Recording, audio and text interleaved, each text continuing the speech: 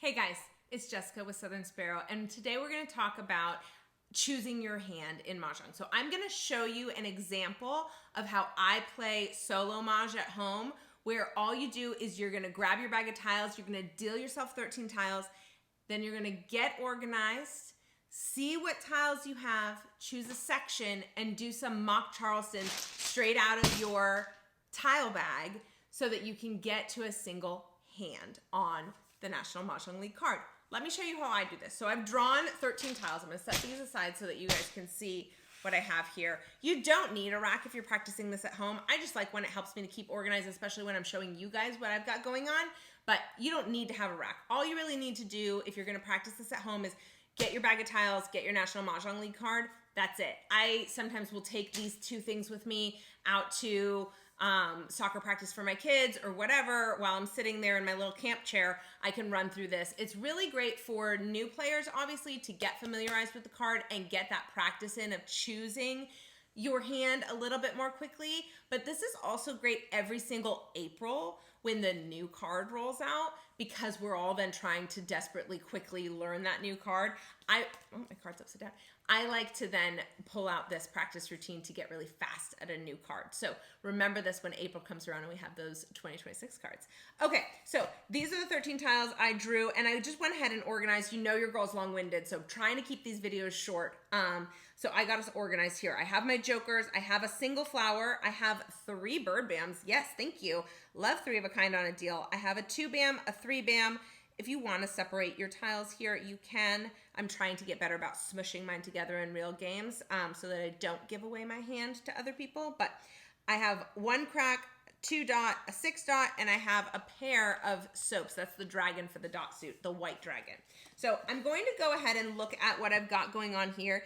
And what's jumping out to me might be different than what's jumping out to you, but the pattern that I'm seeing is that I kind of have a consecutive run thing going, right? I've got some 1s, some 2s, some 3s, some 1s and 2s in other suits. I also have this pair of dragons that I like. I've got a flower, and I love my jokers. Always love a joker. So I'm seeing a consecutive run situation. Makes me want to kind of hold on to my 1s, 2s, and 3s, maybe get rid of this 6. But because I have this pair of dragons, I want to take a quick look. I know our goal here is always choose a section first. And yes, choose a section first. Consecutive run seems to be my section, which I think normally I would then hold on to all these 1s and 2s. But because I have a pair here, I just want to look closer at the hands. If you see that you have a lot of something, take a second look once you've chosen your section and just say, do I even need these dragons? Is there a hand that works for the tiles that I have that would use these, or should I just go ahead and break that pair up and pass them? So the hand that I'm seeing is this one that's 3rd from the bottom, and sometimes on these videos it's hard to see. So if you have your card, I'm looking at the 3rd from the bottom line on consecutive run. It's set up as a pung of 1s, a pung of 2s, a Kong of 3s, and then 2 pairs of opposing dragons. So what I see with that is I've got 1s, 2s, 3s, and I have a pair of opposing dragons. That hand, even though this is just on the deal, that hand makes a lot of sense for what I've got going on, because I have 1, 2, 3, 4, 5, 6, 7 tiles without my jokers or flowers that go towards that hand. So I would then, I think, in a real game, pass these 3 as my first Charleston pass. I would reach into this tile bag, grab 3 new ones, and let's see what we have here. So I have a green dragon, I have a 9 bam, and I have a blank because I haven't pulled them out since we're not doing blanks on this particular video. I will draw a different tile. So I have a 2 crack, which would have worked for the pass that I just made. Remember, I had that 1 crack before, which I think is right here. So I drew a 2 crack. I don't need that if I'm holding for this particular line here. My rule of thumb is if I have 6 or more tiles towards a single line, I lock in on that line. So because I have 7 tiles without my jokers towards this 3rd from the bottom line on the consecutive run, I am going to choose that hand and lock in on it, which is going to tell me I don't need any of these 3. Yes, a dragon, great, but this is the matching dragon for my BAM suit here, which means it won't work for the hand that I've chosen, which needs a pair of both opposing dragons. So I will need a pair of red dragons and a pair of the soap, which I already have naturally here. So I'm gonna pass these 3 and draw 3 new. Let's hope we get those red dragons, huh? Let's see what we have. We got an east, we got a 3 dot, we got a 6 dot. I don't need any of that. Let's toss it.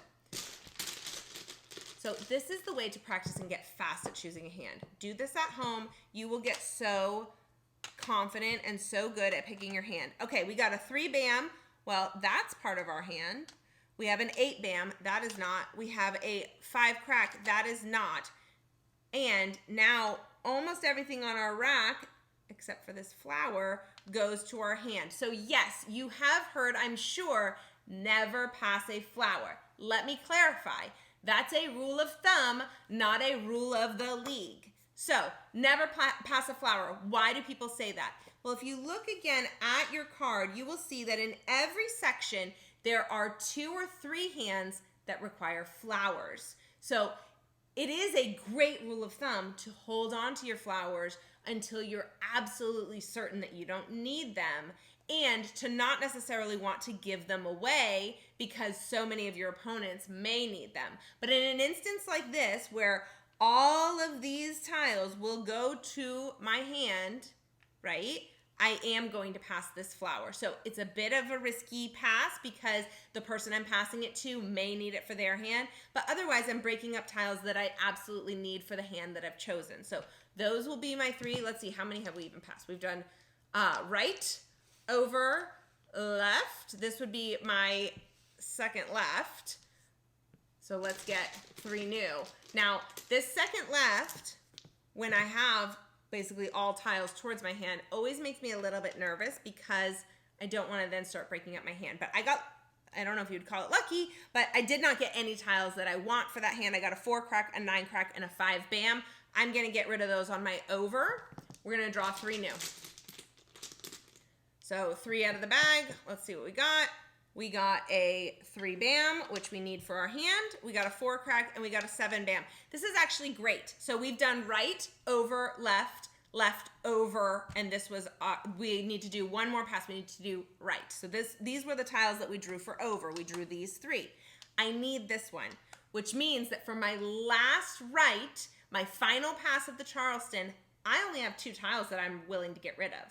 So if you ever run into this, on your first left, the 3rd pass of the first Charleston, and on your second right, the 3rd pass of the second Charleston, you have the ability to do what's called a blind pass. I'm really happy that this happened on this video so we can practice it. Okay, a blind pass is what you do when you don't have enough tiles to pass to finish out the Charleston. And again, you can only do these on the 3rd passes of each Charleston. Remember, there are 3 passes in each Charleston, and you have 2 Charleston opportunities with an opportunity to stop between them. We've talked about that on other videos.